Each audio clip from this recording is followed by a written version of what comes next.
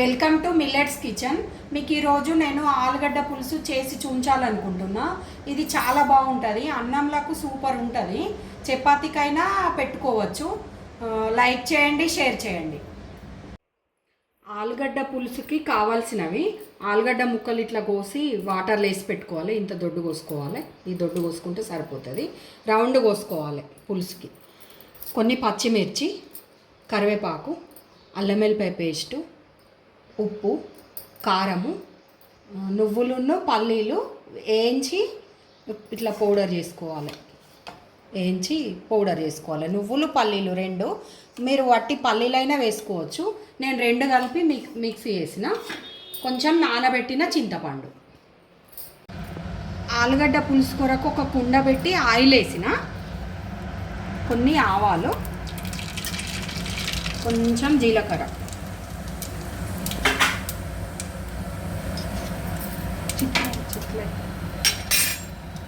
కొన్ని పచ్చిమిర్చి,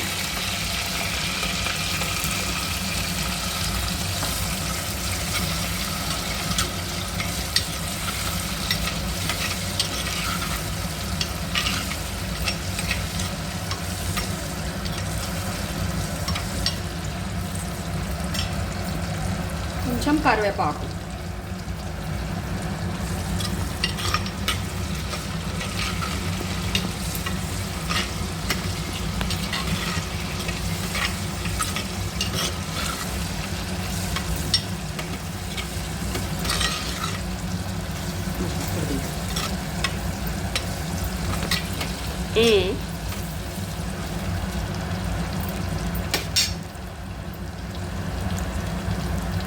కొంచెం అల్లం వెల్లిపాయ పేస్ట్,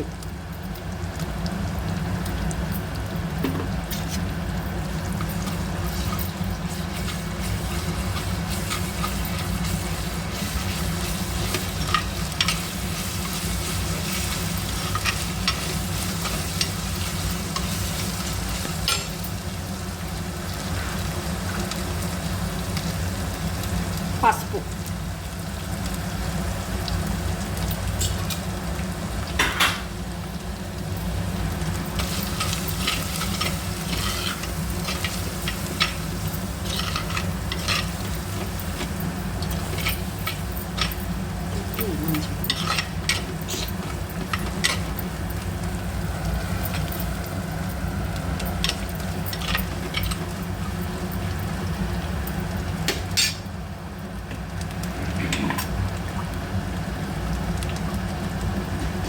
ఇప్పుడు అల్లం వెల్లిపాయ ఫ్రై అయిన తర్వాత మనము ఈ ఆలుగడ్డ ముక్కలు మంచిగా కడుక్కొని వాటర్లో వేసుకోవాలి.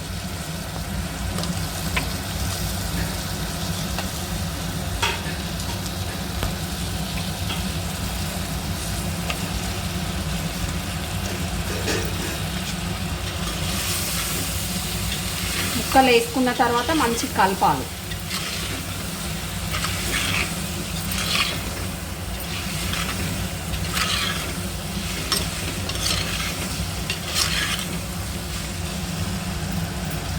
కలిపేసి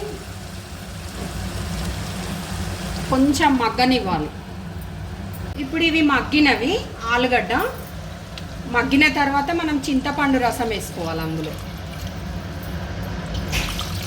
వాటరు, చింతపండు రసం కలిపి నేను ఒక డిష్లో పోసి పెట్టుకున్నా. మొత్తం చింతపండు రసం కాదు, వాటరును చింతపండు రసం.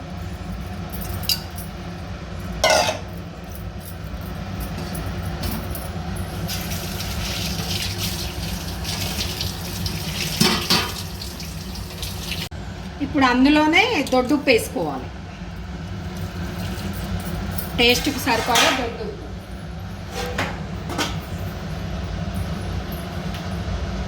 కొంచెం కారం,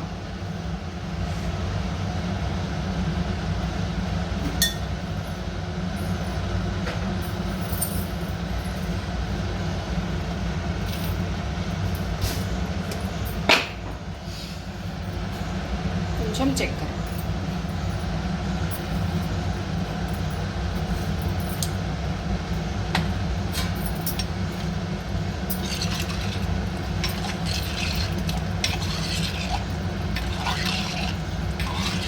ఒకసారి కలిపేసి ఇది మరగనివ్వాలి.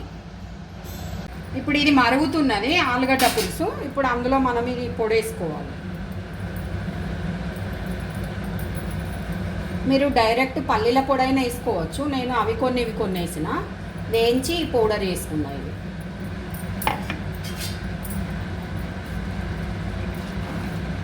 కలపాలి మంచిగా, వేసిన తర్వాత కలపాలి.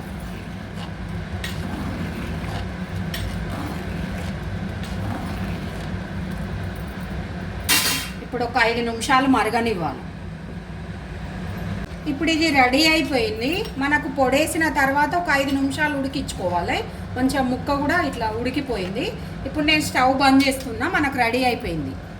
ఇప్పుడు మనకు ఆలుగడ్డ పులుసు రెడీ అయిపోయింది.